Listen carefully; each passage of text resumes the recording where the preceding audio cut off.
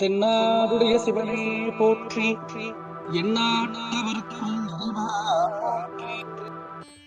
अरुणाचल शिव मेरे शिव चैनल पर आप सबका स्वागत है। सबसे पहले तो आप सभी शिव भक्तों को कोटि कोटि प्रणाम। बात करते हैं भाद्रपद मास में भगवान शिव की पूजा के बारे में। क्या विशेष द्रव्यों को ऐड करना चाहिए और किस प्रकार से हमें भाद्रपद मास में भगवान शिव की पूजा करनी चाहिए।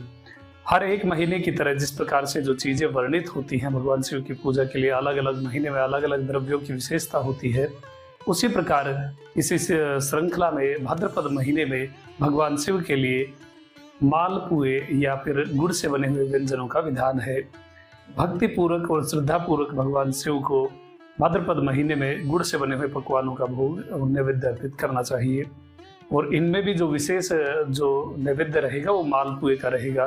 तो जब भी विशेष कोई समय हो, आद्रा नक्षत्र, कृतिका नक्षत्र, कृष्ण पक्ष की अष्टमी, प्रदोष, पूर्णिमा, अमावस्या, पंचमी या फिर चतुर्दशी, जो भी विशेष समय हो भगवान शिव की पूजा से संबंधित, उसमें या फिर नित्य ही पूरे भाद्रपद मास में नित्य ही आप मालपुए का भोग लगा सकते हैं।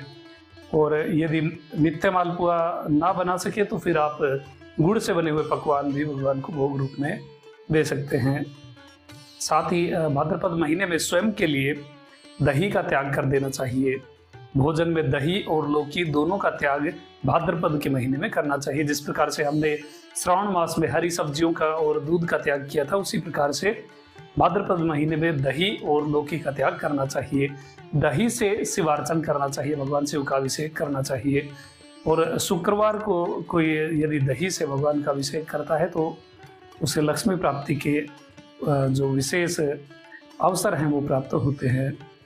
तो भक्तिपूर्वक दही आप स्वयं के लिए त्याज्य करके भगवान के लिए अभिषेक के रूप में उपयोग करें।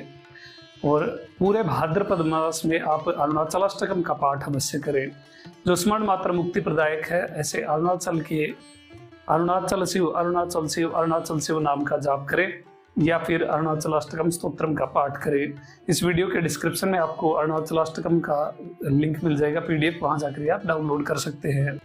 भाद्रपद महीने में यदि आपके क्षेत्र में कभी भी बारिश हो तो बारिश के पानी को इकट्ठा करिए और वस्त्र से छान करके उसी दिन, मान लीजिए आज ही बारिश हुई तो आज ही के दिन उस वर्षा के जल को इकट्ठा करके संग्रहित करके उसे कपड़े से छान करके उसमें कोई भी जीव ना हो या फिर कोई भी गंदगी ना हो, ऐसे वर्षा के जल से आप भगवान का अभिषेक करें। इससे आपको अनंत कोटि पुण्य प्राप्त होता है। और अगले दिन के लिए वो जल नहीं रखना होता है, उसी दिन प्रयोग करना होता है, ताकि जो बारिश का जल होता है उसमें कीट उत्पन्न हो जाते हैं, जो टेडपोल्स वगैरह होते हैं वो बनने शुरू हो जाते हैं।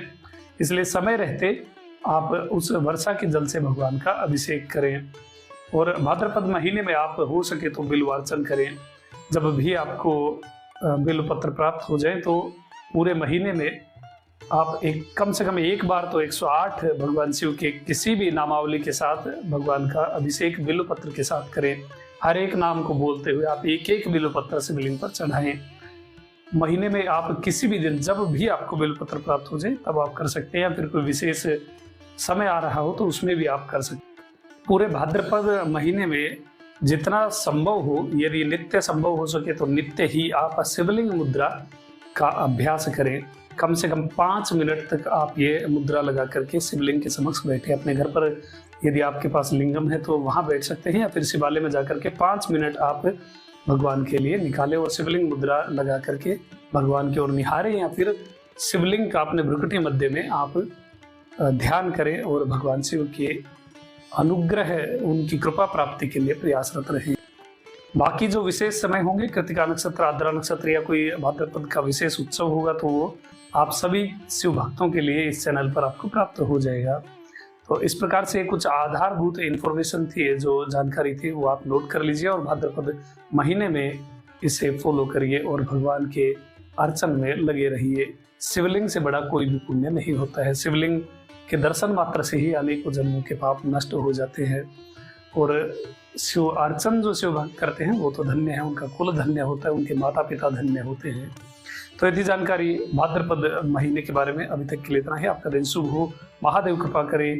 अरुणाचल शिव।